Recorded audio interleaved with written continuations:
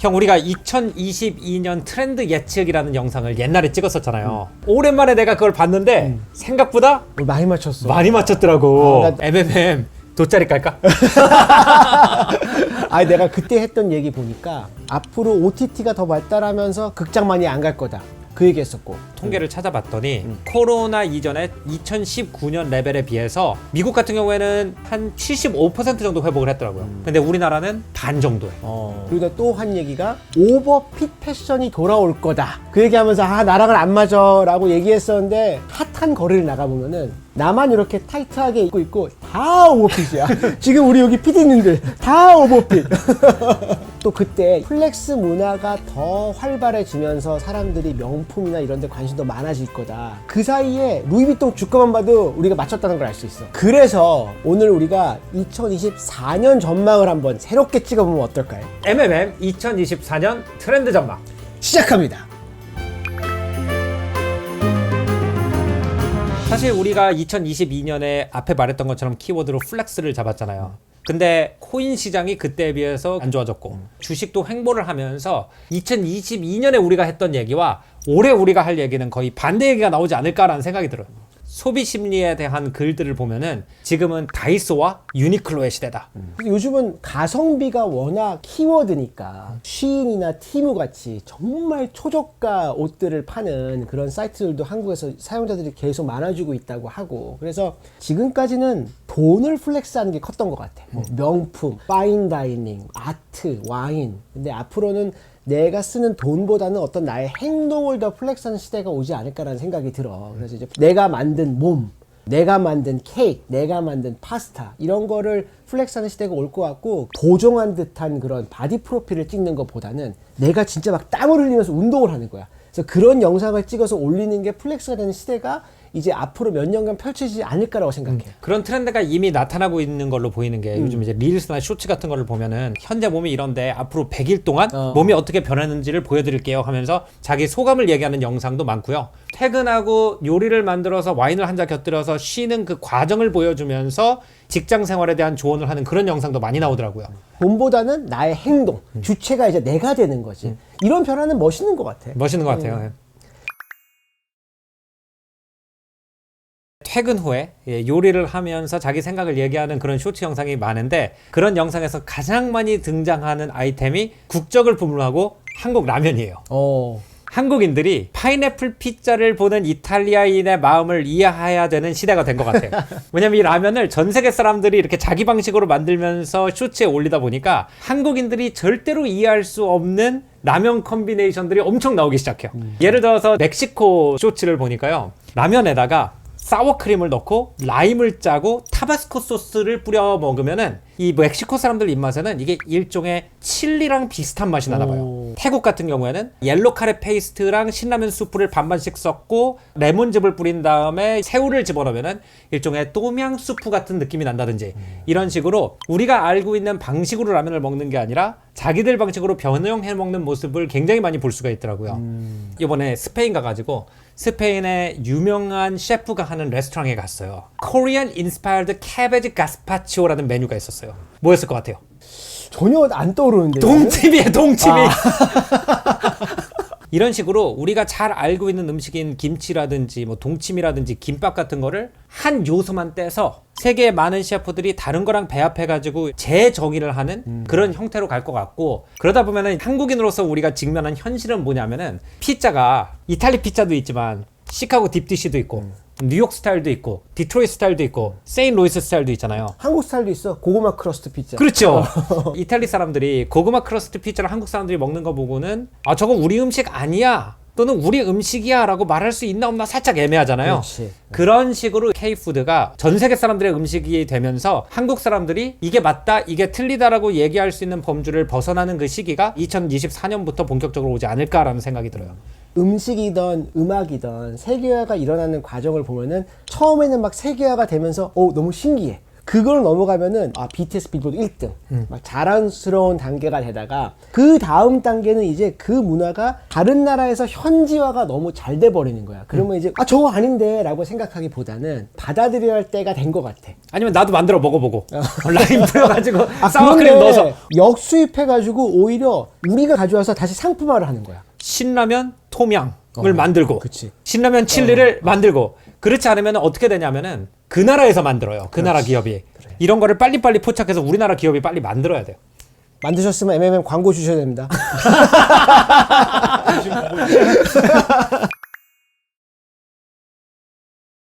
음식 얘기를 했으니까 술 얘기를 하고 싶어. 술을 보면은 신경을 좀 덜 쓰고 마시는 술이 있고 신경을 많이 쓰고 마시는 술이 있어. 예를 들어 소주는 뭐 브랜드 정도는 신경을 쓰지만 와인을 보면은 생산 연도가 언젠지 포도 종류가 뭔지 뭐 생산지가 어딘지 엄청 신경을 쓰면서 먹잖아. 근데 데킬라를 보면은 오늘 좀 놀아보겠다. 나 오늘 집에 늦게 들어갈래. 그럴 때 이제 샷을 하는 술이지 숙성 연도가 며칠인지 이런 걸 안 보고 먹었잖아. 특히 데킬라가 미국 시장에서 가진 이미지를 생각을 해보면 이제 고등학교 스프링 브레이크 때 엄마한테 막 쫄라가지고 허락받아서 멕시코 캔쿤으로 가죠. 맞아. 기본 술이 데킬라고 미국보다 음주 연령이 낮고 민증 확인을 잘 안 하는 멕시코에서 미국 고등학생들이 부모님의 감시를 벗어나서 처음으로 bite the lime, lick the salt, down the tequila 그거를 경험하면서 이 술 문화를 잘못 배우는 술.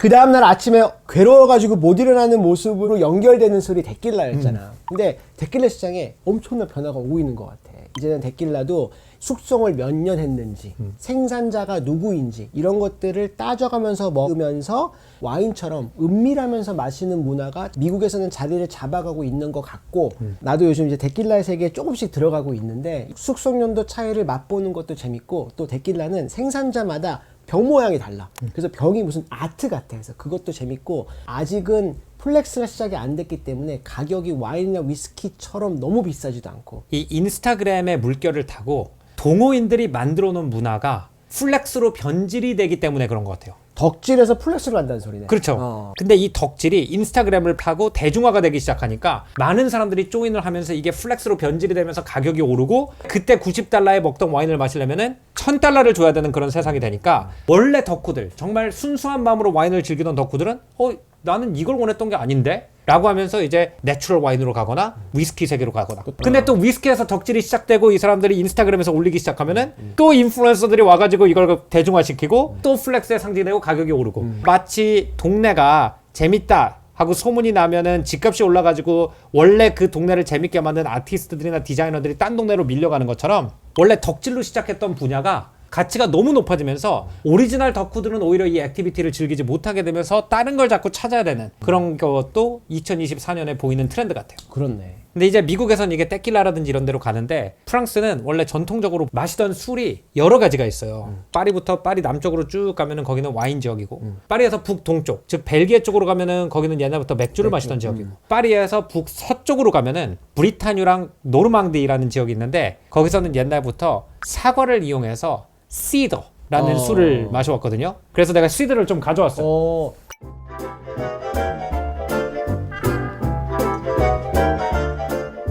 북프랑스가 사과가 되게 많이 나요. 그래서 사과를 발효시켜서 만든 이 시드러도 이 지역의 명물이고 또 이 지역의 명물이 하나가 더 있어요. 칼바도스라는 건데 사과로 증류주를 만들면 이거고 사과로 발효주를 만들면 얘가 되는 거예요. 보리로 만들면 맥주와 위스키고 사과로 만들면 시더, 칼바도스. 포도로 만들면 와인과 브랜디가 되는 거고. 버전이 두 개가 있더라고요. 걔는 청사과고 얘는 빨간 사과. 그러네. 색깔도 그래서 조금 얘가 더 진하네. 나는 레드 와인을 더 좋아하니까 이것도 빨간 사과를 좋아할 것 같다는 생각은 들어. 그렇겠다.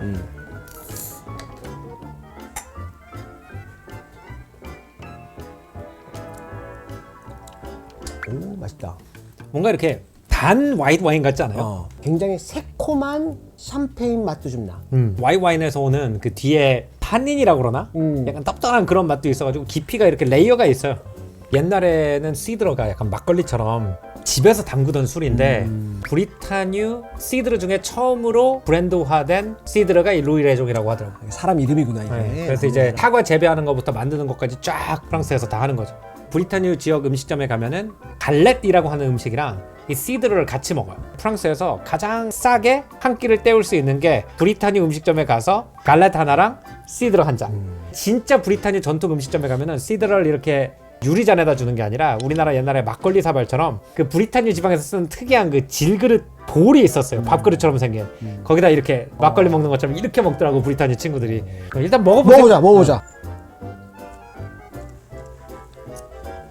오, 맛있다. 진짜 얘랑 잘 어울린다. 점심 모임할 때 가볍게 술을 마시고 싶은데 샴페인은 조금 부담스러울 때 샴페인 대신 마시면 너무 좋을 것 같아. 근데 기분 탓인지 몰라도 왠지 프랑스 사고 하면 맛있는 것 같아. 작년에 이 플렉스에 지친 사람들이 인터넷상에서 만들어낸 가짜 트렌드가 있었어요. 올드 머니 룩이. 왜 이걸 가짜 트렌드라고 하냐면은 올드 머니 룩이 인터넷상에서는 굉장히 많이 화제가 되고 연예인들도 많이 입고 나왔는데 길거리에서 사람들이 올드 머니 룩을 입는 걸 한 번도 못 봤어요. 그래서 어딘가 있었겠지 우리가 안 보이는데 하지만 대중 트렌드로서 막 올드 머니 룩이 오버피트 형 얘기한 것처럼 엄청 유행했다고 보기는 조금 어려운 것 같고 올드머니가 승인이 말한 대로 내가 돈이 정말 많은데 그냥 패션 별로 관심 없어. 엄청 비싼 데 가서 옷을 사. 그래서 막 입고 나왔어. 그 룩이잖아. 근데 내가 그 룩을 보고 내가 저거를 흉내내야지 하는 순간 이거는 룩이 안 되는 거거든. 속을 뭔가. 근데 올드머니 룩이 내가 생각했을 때는 어떤 전조 증상이었던 것 같긴 해요. 지난번 2022년 트렌드 예측했을 때는 당근마켓 같은 중고거래가 활성화되면서 현금 흐름보다 자산가치 위주로 사고하는 시대가 될 것이다 라고 했고 그거는 실제로 그렇게 좀 된 것 같아요. 완전. 근데 우리가 전에 얘기했던 2021년에서 2023년까지의 플렉스를 주도한 사람들이 누구냐라고 생각을 해보면 레버리지를 땡긴 사람들의 플렉스였거든요. 세계 이자율이 비정상적으로 낮았기 때문에 거의 공짜로 돈을 빌려서 자산에 투자를 하면은 자산은 6, 7% 오르니까 실제로 자기 돈이 없어도 빚으로 투자를 해가지고 큰 수익을 얻은 사람들이 그 플렉스 문화를 이끌었던 것 같아요.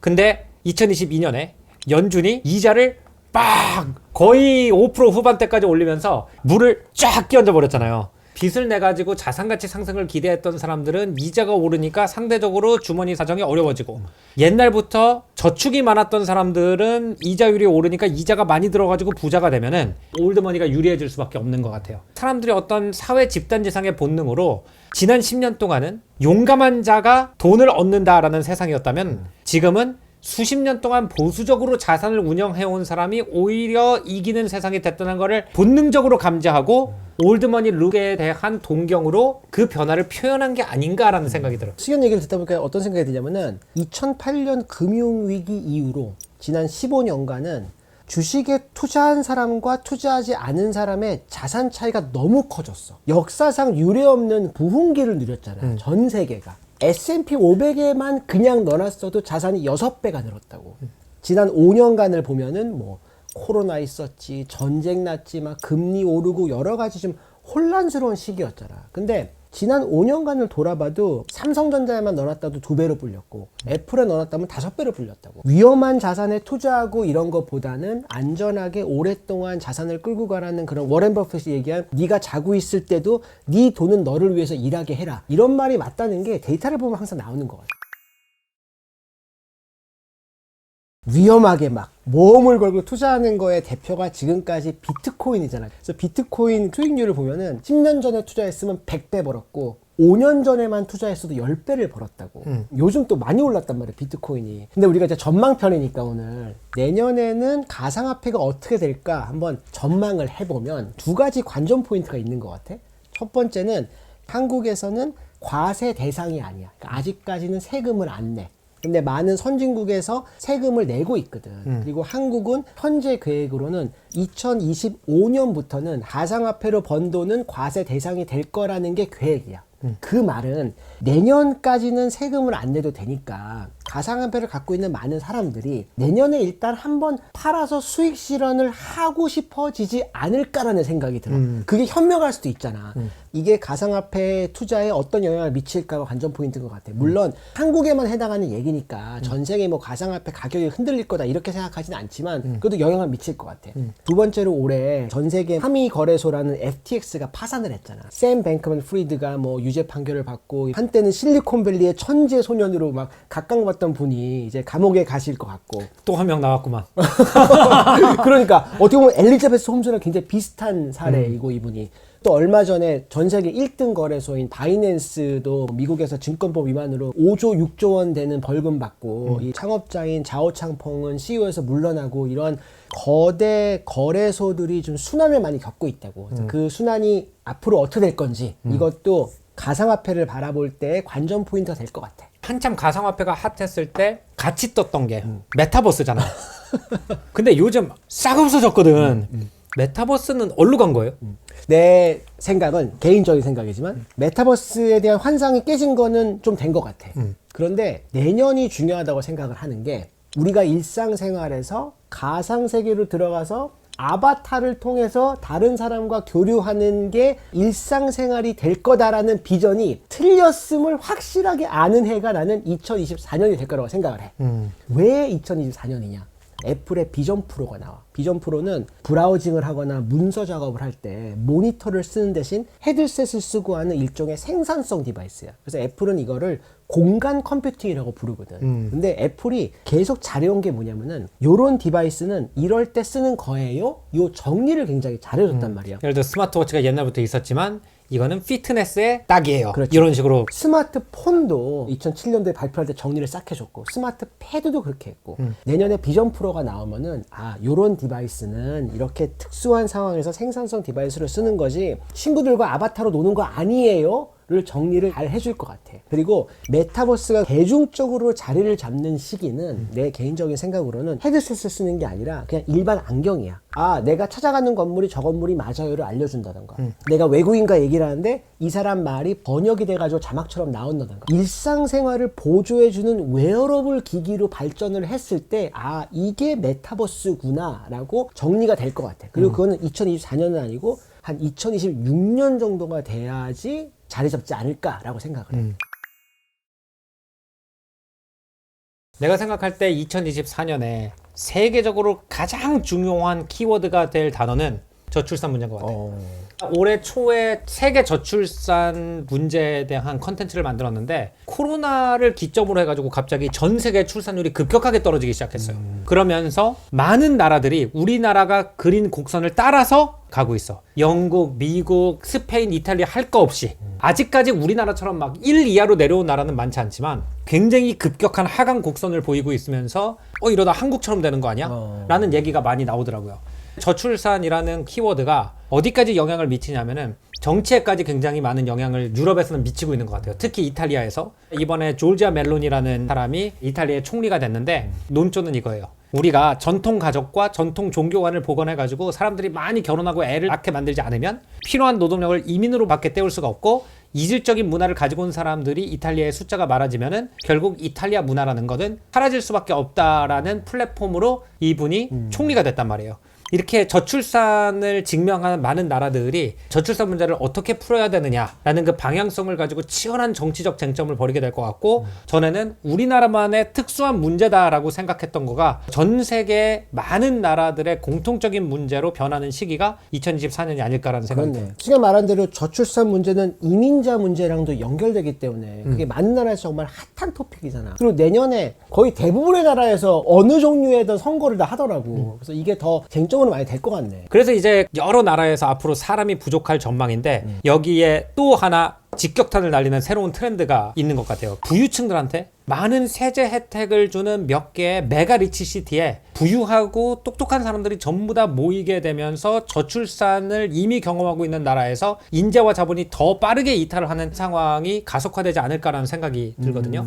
영국도 지금 출산율이 한 1.6 정도 되다가 떨어져가지고 많이 떨어졌다. 굉장히 심각한 사회 문제로 논의되고 있는데 그래서 영국 총리가 세계 탑 50대 대학을 나온 사람은 다른 조건 없이 영국에서 구직 활동을 할 수 있는 비자를 주는 제도를 만들었어요. 또 영국은 실제로 거주를 하고 있지만 내가 영국에서 죽을 때까지 살 거야 라고 얘기하지 않는 사람들한테 Non-Resident Tax Status라는 걸 줘서 영국에 살아도 영국 외의 나라에서 일어난 금융소득에 대해서 과세를 안 하고 있어요.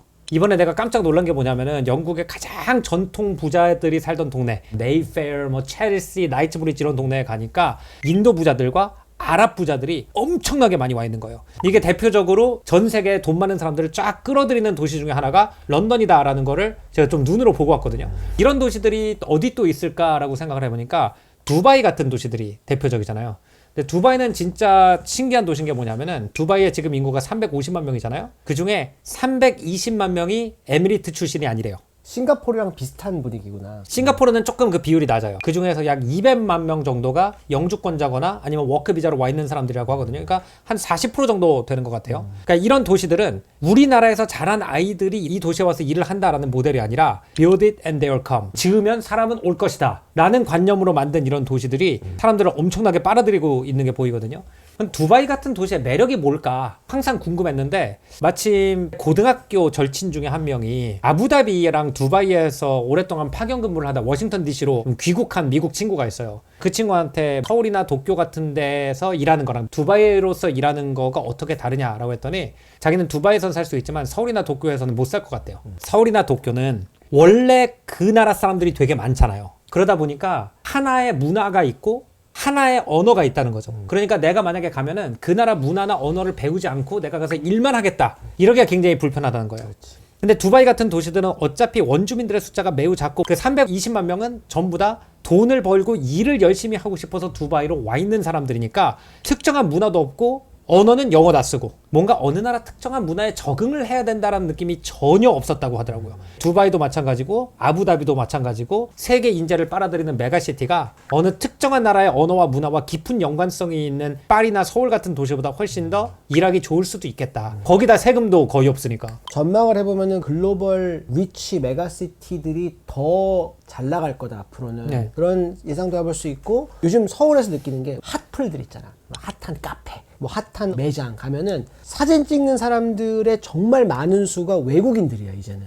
우리가 뉴욕 가면 관광지에 외국인 많은 거 너무 익숙한데 서울에 63빌딩에 외국인 있는 건 익숙해도 어느 핫한 카페에 외국인들이 많이 있는 건 아직 익숙하지 않은데 그게 이제 서울의 모습이란 말이야. 그만큼 이제 글로벌 시대가 됐으니까 그 다음에는 이들이 와서도 살기도 편한 도시가 됐을 때 우리가 진정한 글로벌 메가시티가 될 수 있지 않을까라는 생각도 들어. 사우디가 어마어마한 걸 하나 만들려고 그러는데 선진국 인구가 점점 더 감소하는 상황에서 돈과 재능 있는 사람들은 여기로 다 모여라 라고 하는 전쟁을 선포한 것 같아요. 저희가 연말을 맞이해서 내년에는 어떤 일이 있을까 저희들의 100% 개인적인 생각으로 재미삼아 전망을 한번 해봤습니다. 여러분들 연말 즐겁게 보내시고 저희는 내년에 더 재밌는 주제를 더 다양한 시각으로 찾아오도록 하겠습니다. 감사합니다. 안녕히 계십시오. 메리 크리스마스. 메리 크리스마스. 메리 크리스마스.